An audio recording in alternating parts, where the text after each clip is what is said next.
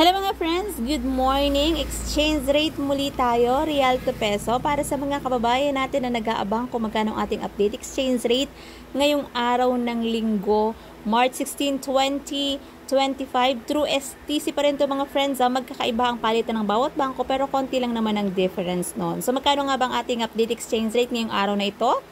1 real equivalent ng 15.16 pesos. Medyo mataas pa rin naman mga friends ang palitan.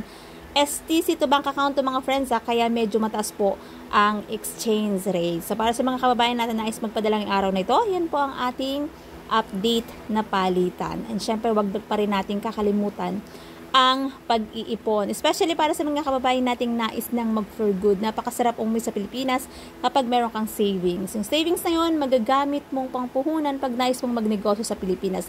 Napakasarap umuwi sa Pilipinas mga friends at mag-stay dito. Syempre dahil kasama natin ang ating pamilya. Pero masarap mamuhay dito kung meron kang pagkakakitaan. Masasabi ko to mga friends kasi nandito ako ngayon sa Pilipinas.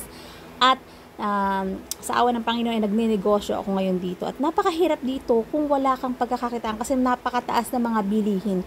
Kaya habang may panahon pa, may pagkakataon pa, malakas pang katawan at may kinikita, matutong mag-ipon para sa iyong sarili at para sa iyong kinabukasan. So that's it for today's video mga friends. Thank you for watching and see you on my next update. God bless everyone. Much love.